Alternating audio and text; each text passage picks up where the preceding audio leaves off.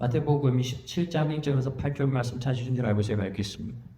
새벽에 모든 대제사장과 백성의 장로들이 예수를 죽이려고 함께 의논하고 결박하여 끌고 가서 총독 빌라도에게 넘겨주니라. 그때 예수를 판 유다가 그의 정죄됨을 보고 스스로 뉘우쳐 그 은 30을 대제사장들과 장로들에게 도로 갖다 주며 이르되 내가 무죄한 피를 팔고 죄를 범하였도다 하니 그들이 이르되 그것이 우리에게 무슨 상관이냐 내가 당하라 하거늘 유다가 오늘 성소에 던져놓고 몰려가서 스스로 목매어 죽으니라. 대제사장들이 그 은을 거두며 이르되 이것은 피값이라 성전고에 넣어두기 옳지 않다 하고 의논한 후 이것으로 토기장리의 밭을 사서 나그네에게 묘지를 삼았으니 그러므로 오늘날까지 그 밭을 피밭이라 일컫느니라. 아멘. 예수님은요 선지자의 예언대로 동정녀의 몸에서 그리고 베들레헴에서 태어나셨습니다. 그가 태어난 한밤중은 참으로 어두웠고 그가 태어나기 곳은 참으로 누추하고 깊은 곳이었어요. 안도 다니지 않는 시골길이었습니다. 그곳에서 예수님은 태어나셨죠. 그러나 그런 낮음에서 본인이 선택한 삶으로서 태어난다 하더라도 결코 그의 실물은 바뀌지 않습니다. 이 땅에서 태어난 예수님은 동독의 하나님이시기 때문에 우리에게 마땅히 찬양을 받을 수가 있어요.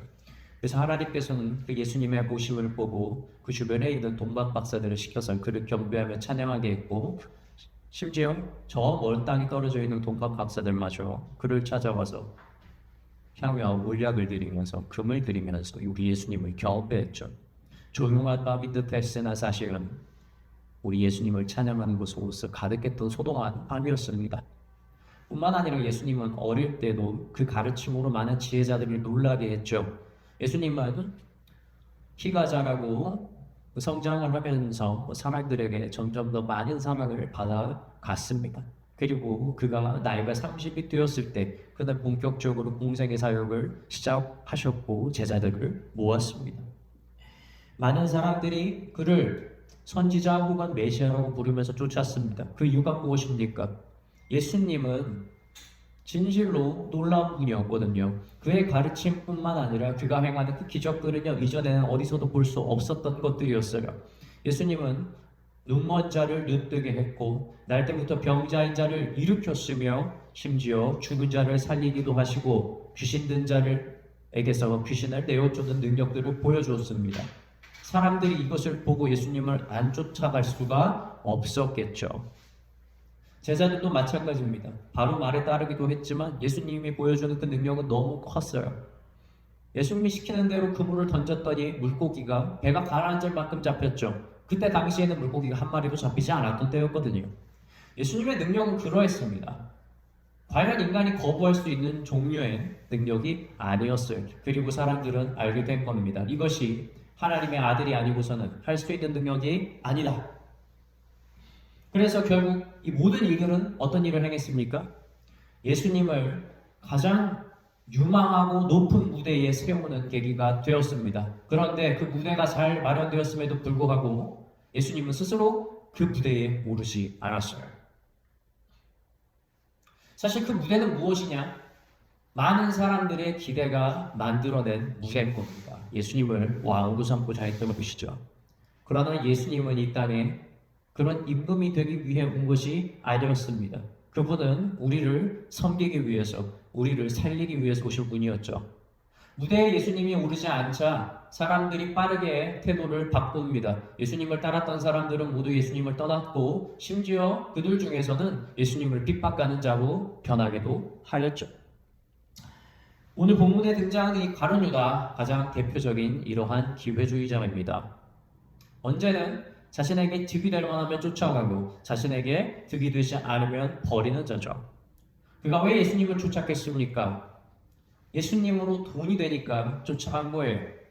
그는 그 누구보다 예수님이 그 무대에 오르기를 간절히 바랬을 겁니다. 그래서 한몫 챙기고 싶었을 거예요. 그런데 예수님이 그 무대에 오르지 않았죠. 가룟 유다는 계산이 빠른 사람입니다. 그래서 어떻게 하기로 합니까? 어차피 오르지도 못할 사람 팔아서 돈이라도 좀 벌자 해서 예수님을 노리는 자들과 결탁을 합니다. 그래서 대제사장들과 장로들에게 예수님을 은 30에 팔아먹여요. 이 은 30이라는 돈은 그 당시에서 노예, 가장 낮은 계급의 노예를 구하는 돈이었습니다. 다시 말하면 예수님은 이 땅에서 팔려 나갈 때조차도 가장 낮은 자의 가치를 받고 팔려 나간 거예요. 예수님은 그런 분이십니다. 스가랴서 11장 12절 13절에는 이러한 예언이 등장을 합니다. 제가 읽겠습니다. 내가 그들에게 이르되 너희가 좋게 여기거든 내 품삯을 내게 주고 그렇지 아니하거든 그만두라. 그들이 곧 은 30개를 달아서 내 품삯을 삼은지라.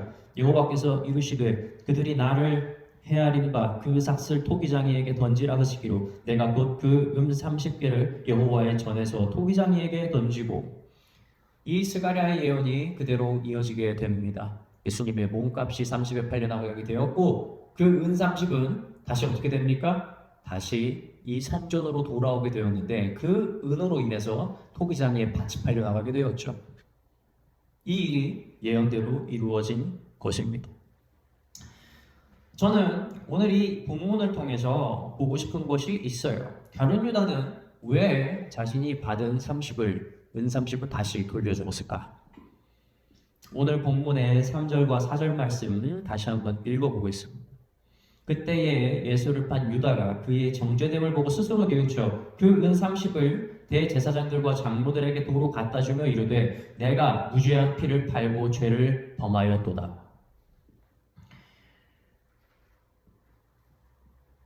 뒤늦게라도 죄를 뉘우친 그러나 회개에는 이르지 못한 가룟 유다의 이 상황을 보며 저는 오늘은 여러분들과 말씀을 좀 나누고자 합니다. 가룟 유다는 예수님을 은 30에 팔아넘기는 배신자이기는 했지만 여러분 명색이 무엇입니까? 예수님께 부름받은 12제자 중에 한 사람입니다. 여러분 서당기에 3년이면 풍어로 눕는데요. 너무 잘 맞지 않습니까? 예수님이 3년 쫓아다녔습니다. 개요도 알아요.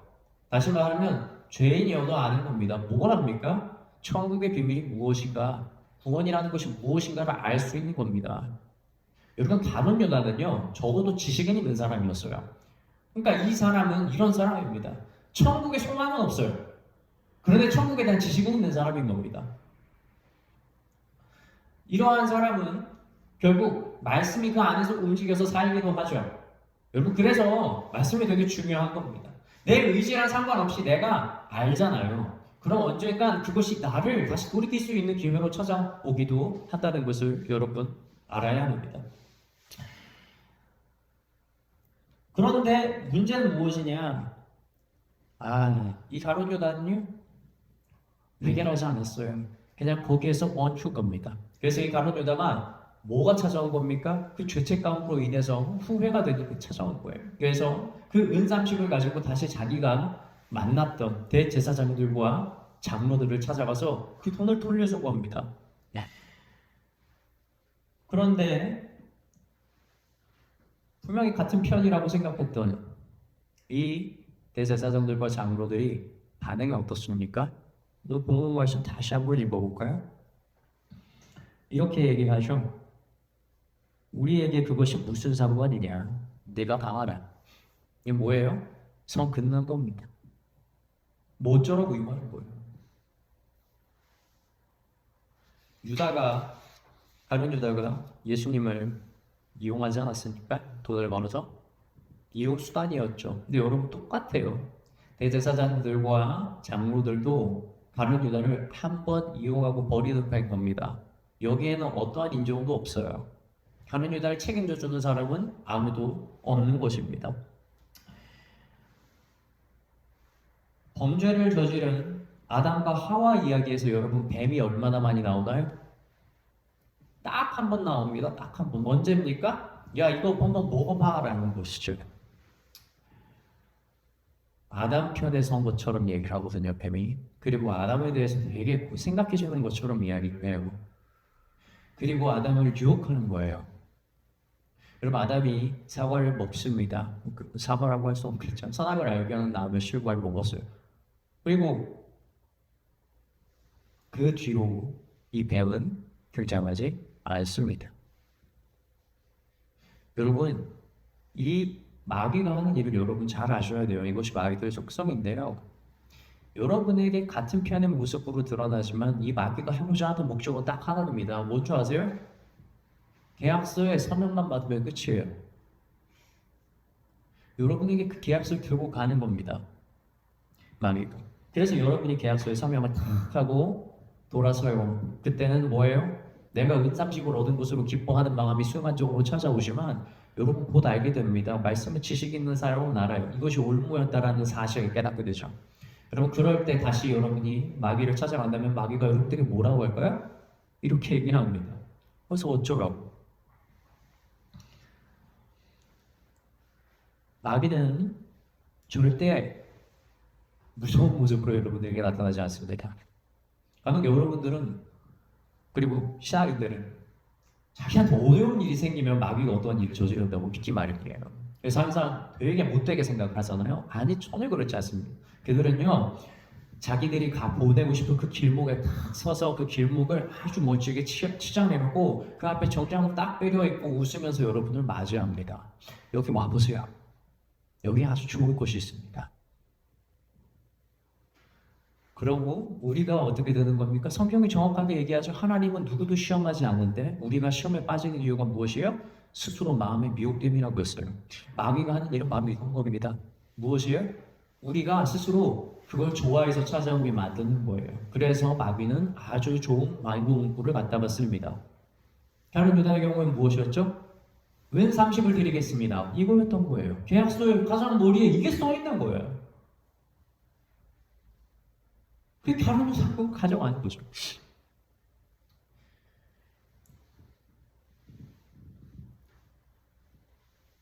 왜 결혼 유다가 못 봤을까? 분명히 그 계약서에는 뒤에 써 있었거든요. 너 이거 가져가면 죽게 될 것이다 라는 말이 분명히 계약서에 있습니다. 계약은 거짓말 못하거든요. 근데 결혼 유다에는 그게 안 보이죠. 왜 그렇습니까? 마귀가 알아요. 야 쟤는 민30 주면 너무 아름보라는 거예요. 그래서 그 광고 문구를 가장 먼저 쓴 것이죠.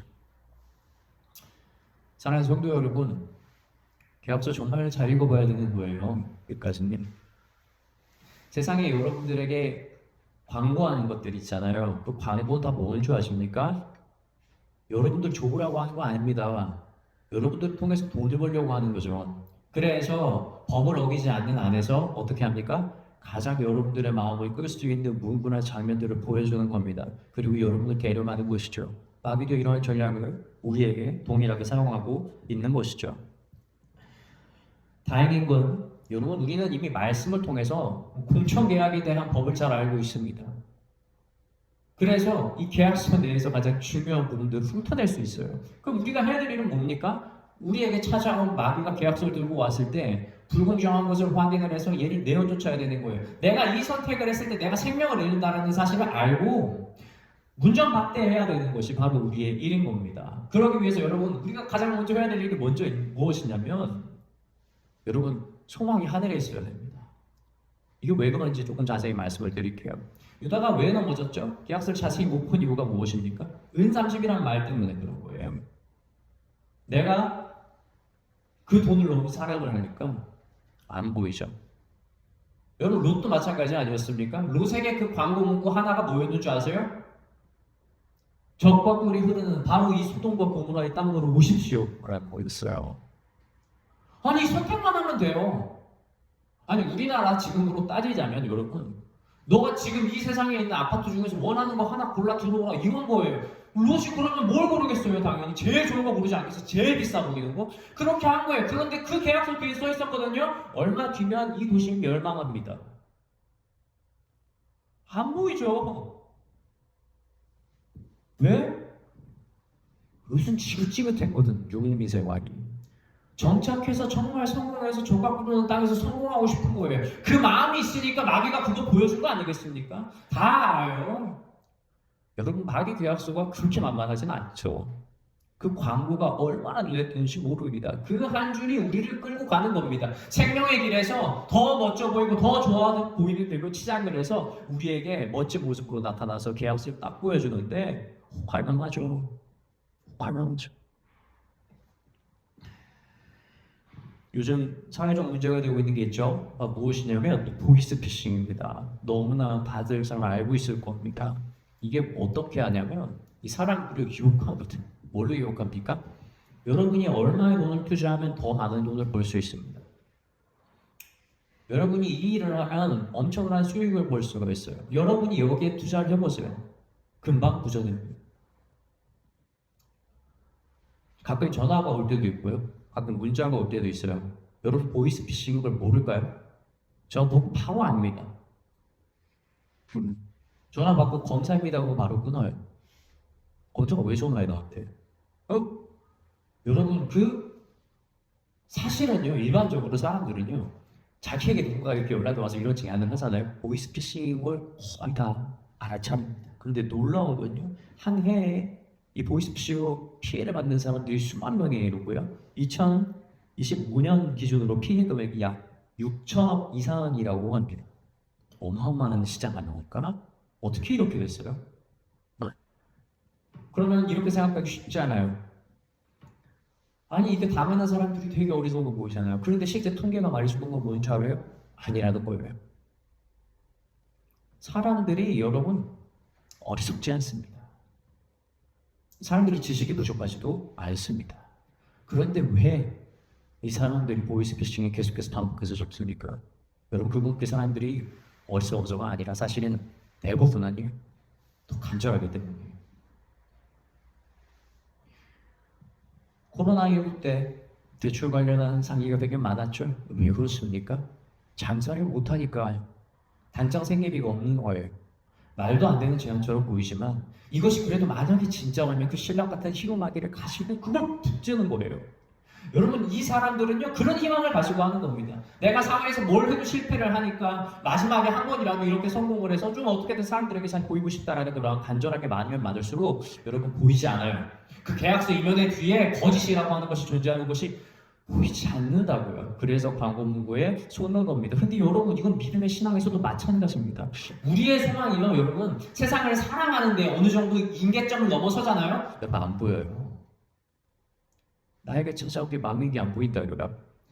다른 그리스도인들은 보면 이거 다 하면 안 되는 걸로 알거든요. 야 너 그거 지금 잘라놔야 돼. 야 너 그거 쳐내야 돼. 보면 바로 알 수 있어요. 근데 작은 눈에는 안 보여요.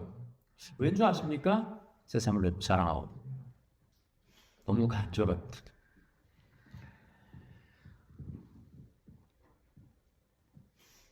계약을 맺고 그 길에 발을 한번 들이면요 이제 알게 됩니다. 그 길에 들어서는 입구만 아주 후리형차가 있다는 것이죠. 막상 발을 들여보잖아요.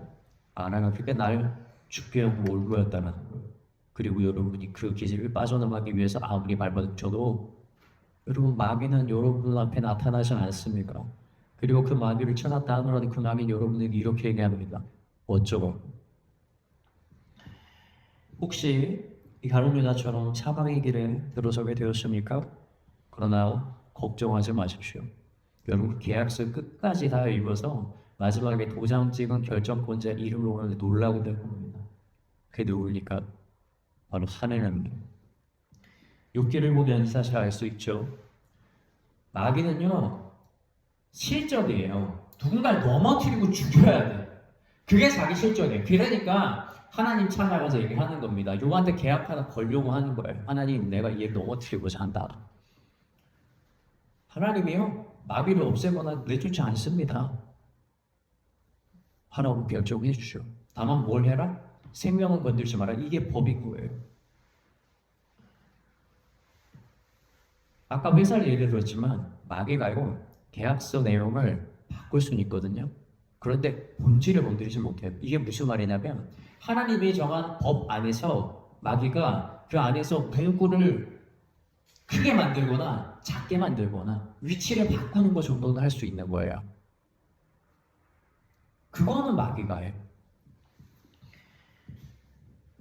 그리고 그 마귀는 안 가르쳐 줍니다.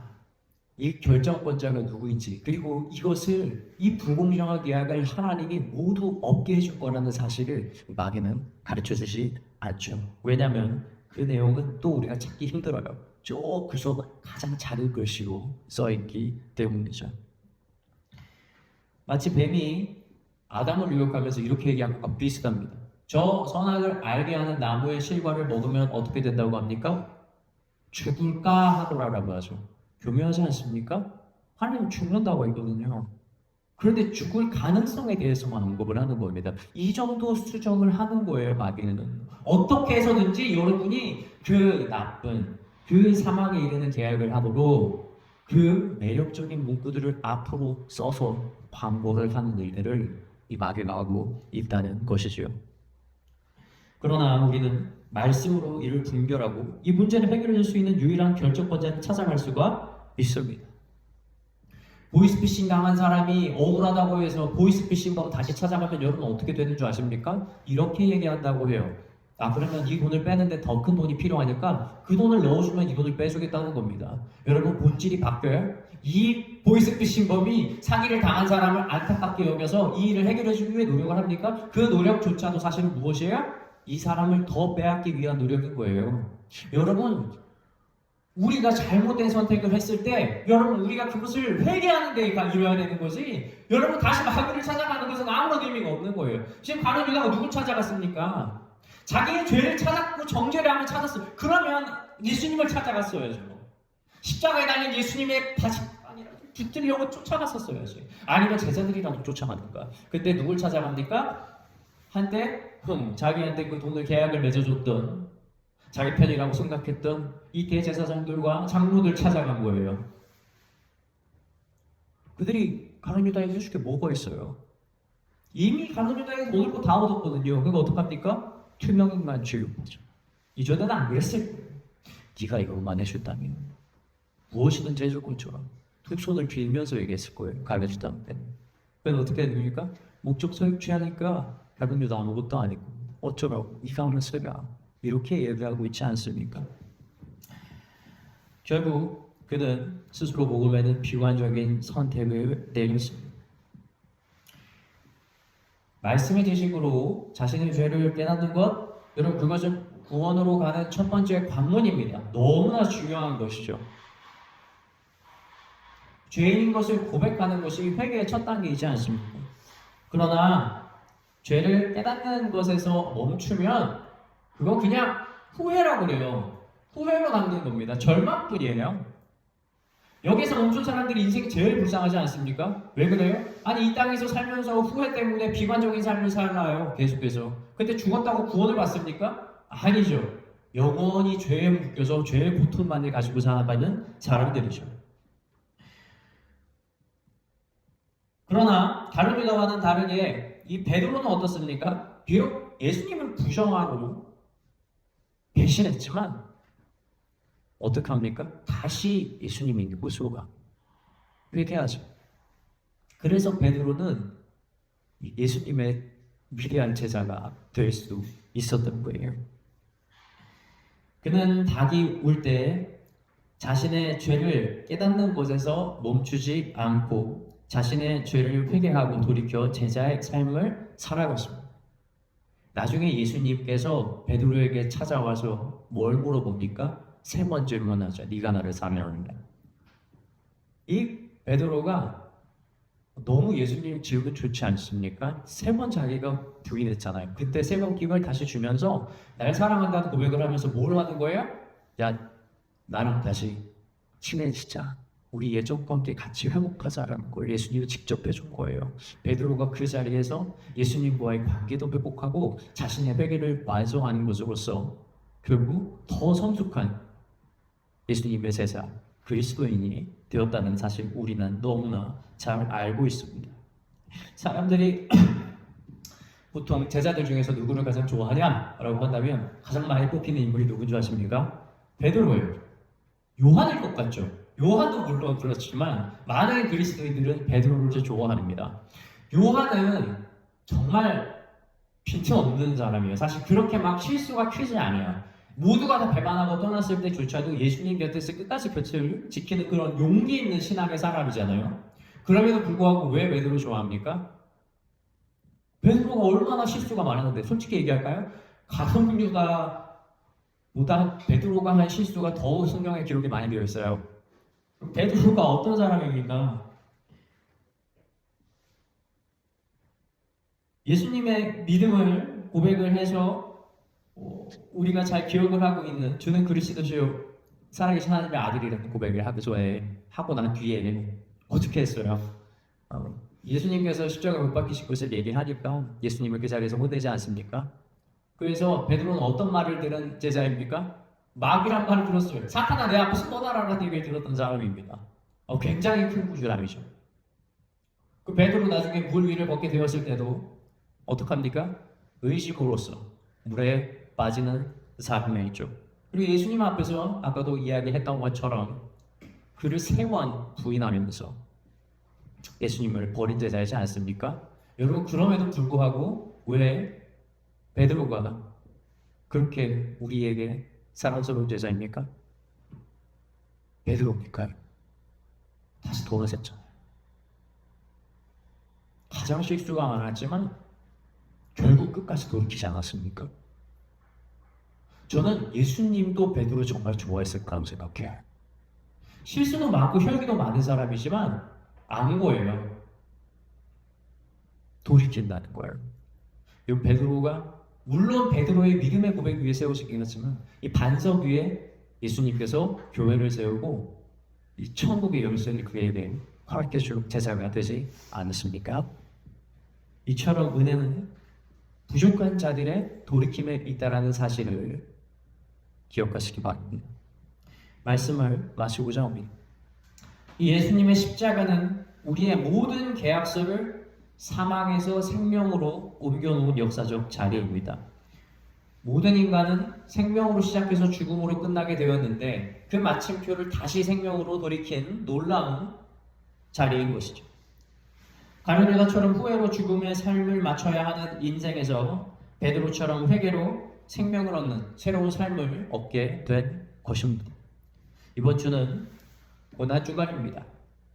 죽으러 가는 길이었지만 실상은 살리러 가는 길이었으며 그분이 매를 맞지만 그것으로 우리가 나음을 얻은 것처럼 고통을 잊게 해줄 포도주를 먹을 수도 있었으나 이 땅에서 그 온 고통을 그대로 받기 위해 그러한 포도주도 거절하고 십자가를 지고 가는 그 예수님의 그 크나큰 고통이 도리어 완전한 기쁨으로 변화되는 것처럼 눈물과 고통 속에서 환호와 기쁨이 일어난 은혜로운 고난주간 한 주가 되길 주님의 이름으로 축원합니다.